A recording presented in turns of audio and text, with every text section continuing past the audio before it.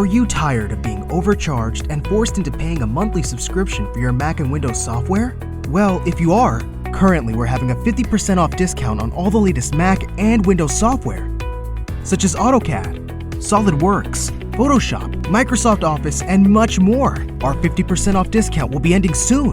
So be sure to text Ready to Buy, that's Ready to Buy, to the number on the screen. Starting pricing for low-end software, $100, and starting pricing for high-end software, $500. We aim to please, so expect 24/7 technical support, the latest premium software, instant software links delivered to your email, and PayPal's buyer's protection guarantee.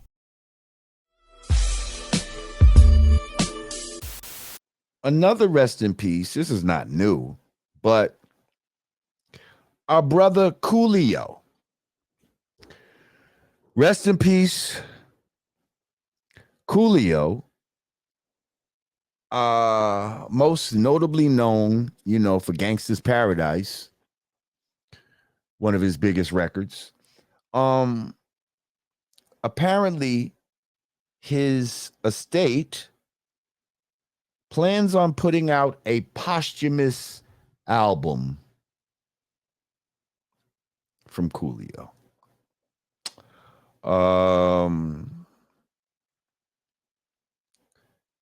They're talking about releasing a studio album later this year that the Grammy-winning hit maker had been working on in the days before he died.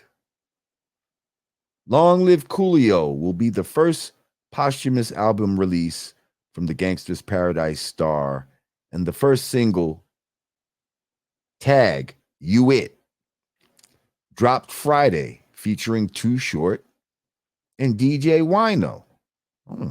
Okay.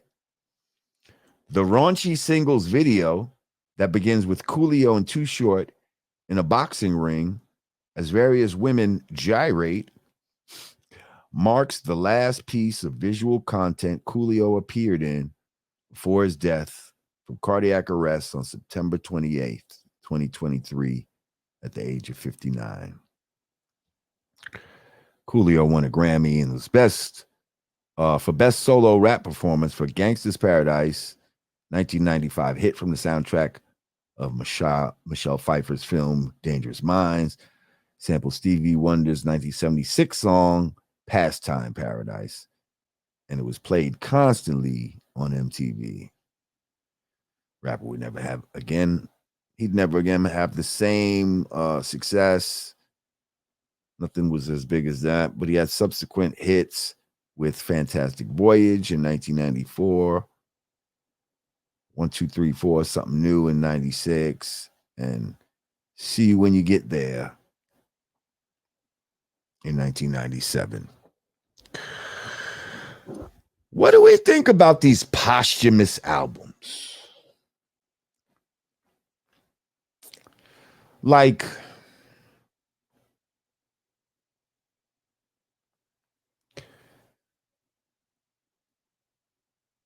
sometimes it just feels like the family is just trying to find ways to make money. Like, would the artist even approve of what was being released? Like,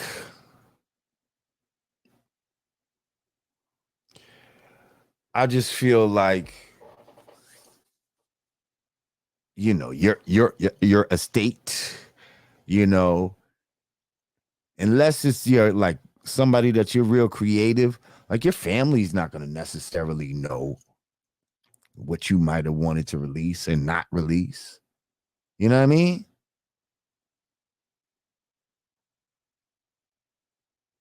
Like, I got songs that I might have in my hard drive that's like, yeah, I wouldn't mind that coming out. But some, it's like, nah, that wasn't finished. And the idea, I had more to complete the idea, and I wouldn't even want that to like be heard like that. You know what I mean? But you might not know that, and you're just, hey, sounds like it's good. Sounds good to me, and you just put the shit out anyway. Like, you know what I mean? Like, I don't know. I don't know. I mean, I guess if he was getting ready to drop an album anyway, then maybe, it's like, fuck it, go ahead and put it out. But yeah, like Charles Johnson said, I hated Frank White posthumous album. Yeah, like, especially I don't like the way they do Biggie, where they're so fiending for Biggie to have some posthumous shit that they'll take verses, like early big verses, like before he really was in his groove. Like he still had, he still had the voice and he was almost there. But like some of his earlier stuff is not as strong as when he got to Ready to Die. You know what I mean? Once he was at that Ready to Die area,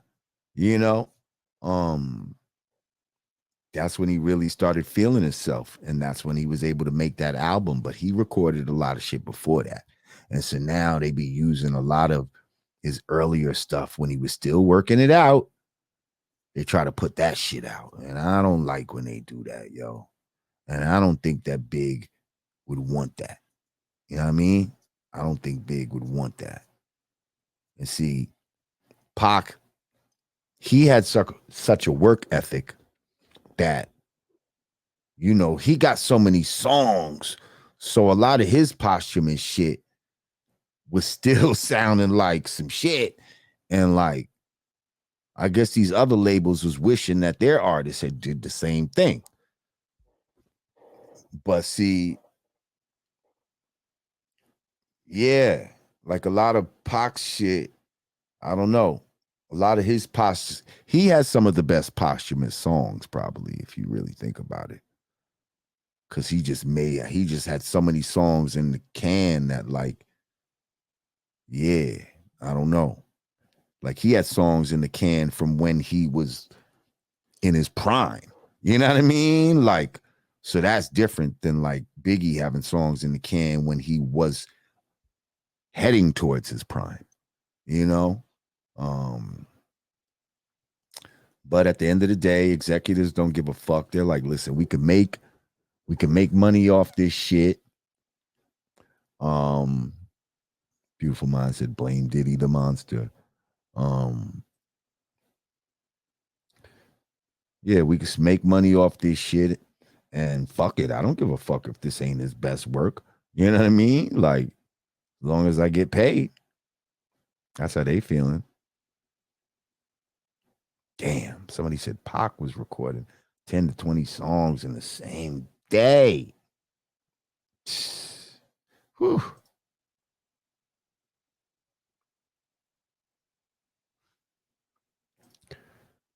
Cass comes, he said, bottom line is all they consider. Yeah.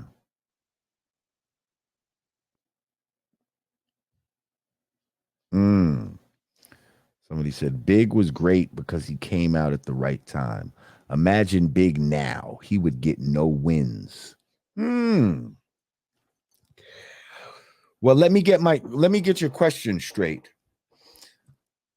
Or your supposition. Are you saying that if Big came out right now, he would get no wins? Or are you saying if Big was still out from the time he was out back then until now, that they wouldn't be fucking with him now? You see what I'm saying?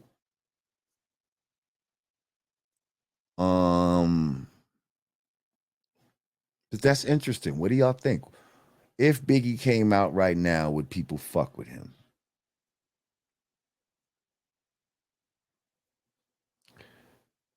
I mean, first of all, that's a lot of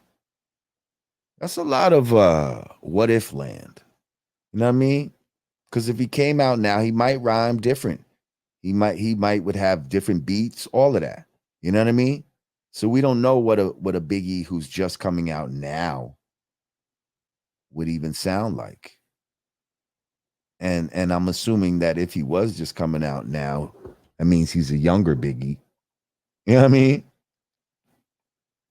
As opposed to, you know, being, how old would Big be right now? Like 50? Instead of being 50 and just coming out. So